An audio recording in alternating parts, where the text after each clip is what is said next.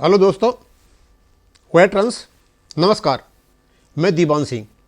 मैं बताना चाहूँगा, मैं कई दिन से ये कोशिश कर रहा हूँ बताने की कि हमारा जो एक्सपेक्टेड जो मल्टीप्लिकेशन फैक्टर है वो कितना हो सकता है। क्योंकि जो रीजनेबल है, जैसा जनरली होता है कि डीए को मर्ज करना, सर्टेन परसेंटेज की वृद्धि करना और पे को सेट कर देना, ये होता चला आया है। तो इस बार एक अन्य प्रकार की चर्चाएं भी चली हुई है और वीडियो भी बन रहे हैं। अब पहले तो कुछ इस प्रकार से आ रहे थे कि एक बार तो ये रीजनेबल लगा 1.9% हो सकता है, यहां पर भी नहीं हो।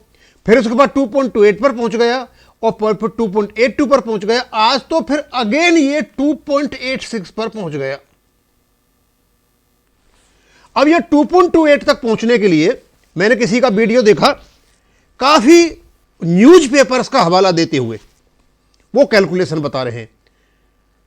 भाई न्यूज़पेपर का जहां तक सवाल है, वो तो 18 महीने के डीए का भी रोज दिलाते हैं। एडिशनल पेंशन 65 साल, 70 साल, 75 साल में डेली दिलाते हैं, डेली न्यूज आती है। और 2.82 का जो फॉर्मूला है वो 2.57 से ले लिया। लेकिन आज मैंने देखा कि तीन फिगर 2.8, 2.57, 2.62, 2.78, 2.81 जो हमको पिछली बार मिला था, उसका हिसाब लगाते लगाते 2.86 तक पहुंच गए। हमने सोचा क्या यह संभव है क्या। अब आज मैंने जो एब्सोल्यूट फिगर्स है कि आपकी वृद्धि कितनी होनी चाहिए और क्या कभी ऐसी हुई है क्या, तो उन्हीं के बारे में बात करूंगा। और खास करके ये छठे वेतन आयोग की जो फिगर्स है 5,000 से लेकर के 15,000 तक, इनके बारे में बात करूंगा। नीचे तो सारे ऑफिसर्स हैं, चाहे सिविलियंस हो और चाहे यहां हो, या हो सकता है इनके जो दूसरे जो लोअर लेवल के अधिकारी हैं सिविलियंस के, वो हो सकते हैं।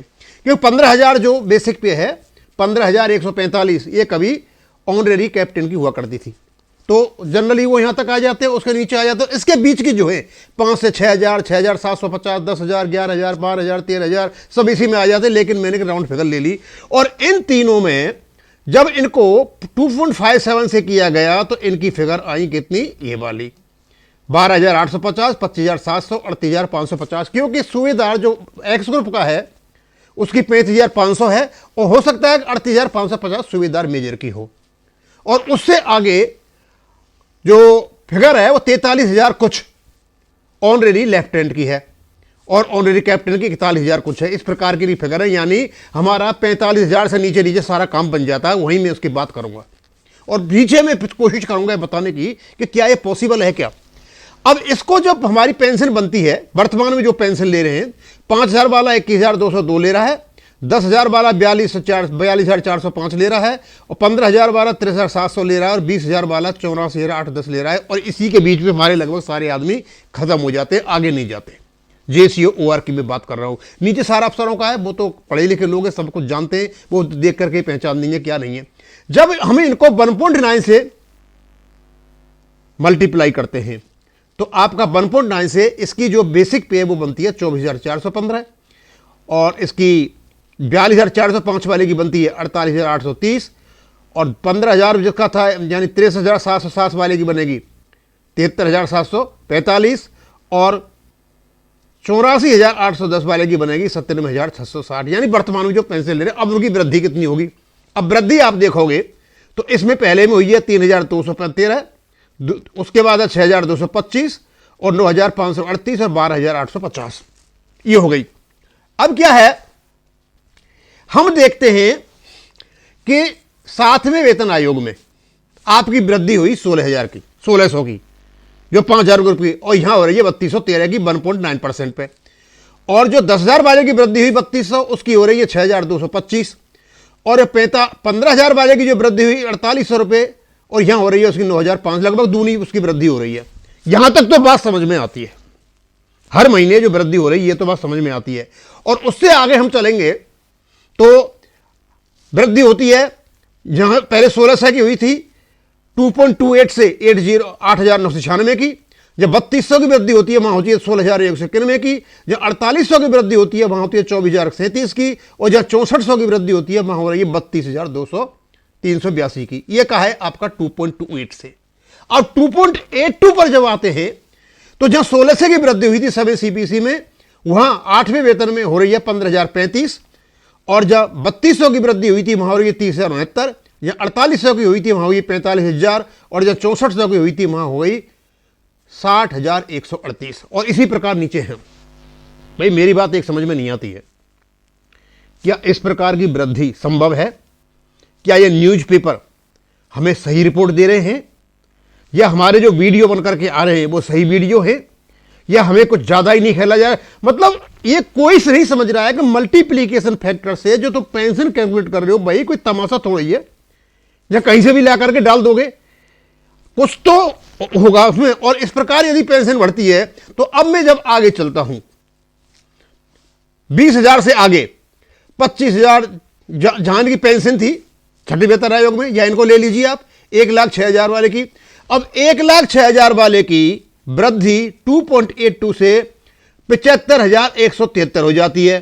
1,27,215 वाले की वृद्धि 90,207 हो जाती है। 148,418 वाले की 105,241, मतलब डिफरेंस हो रहा है, ये मैं डिफरेंस बता रहा हूं ये, यानी जो 55,000 ले रहा है 55,000 से ऊपर भी है जो छठे वेतन आयोग में थे 80,000 और 90,000, उससे ज्यादा उसके बीच में भी है, कुछ कर्नल हैं और ब्रिगेडियर्स हैं, और क्या नाम है आपके जो आर्मी कमांडर्स हैं और जनरल हैं, काफी सेक्रेटरीज हैं जिनके 80 और 90,000 के आसपास है, 2,25,000 है।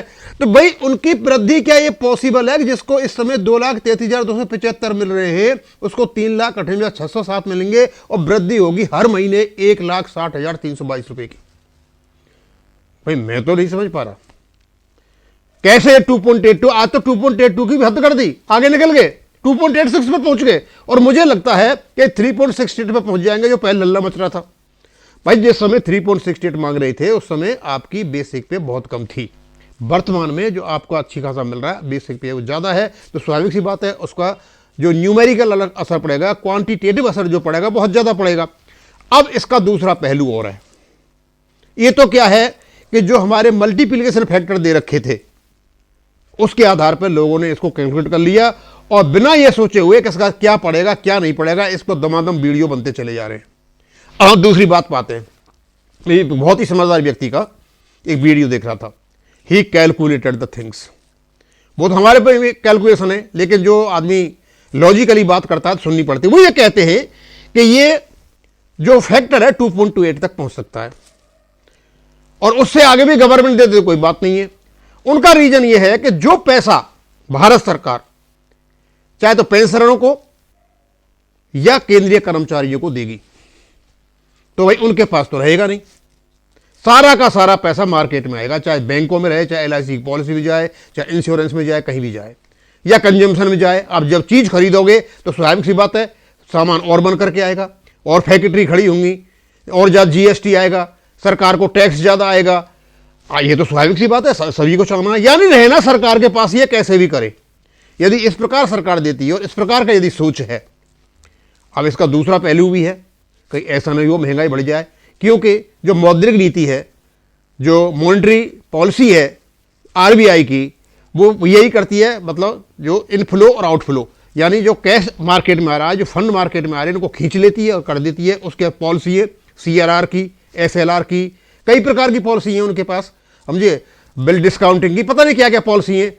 अब जैसे ही पैसा मार्केट में आता है, ज्यादा होता है तो महंगाई बढ़ जाती है, ये सिद्धांत है, और जैसे ही RBI पैसे को वापस खींच लेती है महंगाई घट जाती है। अब ये पैसा जैसे ही आएगा तो क्या इससे महंगाई बढ़ेगी, क्या आम जनता को इससे नुकसान होगा, क्या आम जनता इस त्राही करेगी? तो सारे पहलुओं पर ध्यान रखते हुए, लेकिन उनका एक बात समझ में नहीं आया कि यदि भारत सरकार इस प्रकार से वृद्धि करती है तो ये पैसा किसी भी कर्मचारी के घर में नहीं रखा रहेगा बैंकों में ही, या वो कुछ सामान खरीदेंगे फैक्ट्री चलेंगी, बैंकों में रहेगा, उसका लोन दिए जाएंगे, उससे कमाई होगी। मतलब कुल मिलाकर के उस हिसाब से यदि ये आता है और कंजम्पशन के आधार पर यह माना जाता है कि ऐसे विकास होगा, तो विकास के लिए तो अच्छा है, आराम से 3 तिगुना भी कर सकते हो, 2.82, 2.86, 2.87, लेकिन ये होने जाना नहीं जा रहा है, क्योंकि कोई भी पे कमीशन में जो क्वांटिटेटिव वृद्धि होती है, न्यूमेरिकल वृद्धि होती है, ये पहली बार इतनी वृद्धि हुई है 7 CPC में। अब क्योंकि फिगर्स ज्यादा हो गई, थोड़ा परसेंटेज बढ़ाओगे एकदम हो जाएगा, तो 16 का कोई भी आपको 15,000 देने नहीं जा रहा है और ना 8,000 देने जा रहा है। संभावना है 3,213 मिल जाए, नहीं इसकी जो वृद्धि होगी आपकी, मुझे तो यह लग रहा है कि 20% से कमी वृद्धि होनी है। 1.9 तो बहुत दूर की बात है, ये 1.8 से 1.8 तक भी दे दें तो वो भी एक बहुत बड़ी बात होगी। आगे आप समझदार हैं, कैलकुलेशन सभी कर सकते हैं, कोई प्रॉब्लम नहीं है, लेकिन फालतू की चीज़ें ऐसे नहीं पालें जिससे बाद में दुखी हो कि हमें ये नहीं हुआ। ये सब पॉलिटिकल चीज़ें होती है पेपरों की, ये आपस में एक दूसरे का इस प्रकार निकलवाते रहेंगे, ये दो ये मूड बनाया जाएगा, उसके बाद उस में आना नहीं है, फिर कोई पॉलिटिकल मुद्दा मिलेगा और पॉलिटिकल मुद्दे को बनाने की कोशिश करेंगे। बस यही पॉलिटिक्स का खेल है, पेपर सारा पॉलिटिक्स का खेल कर रहे हैं।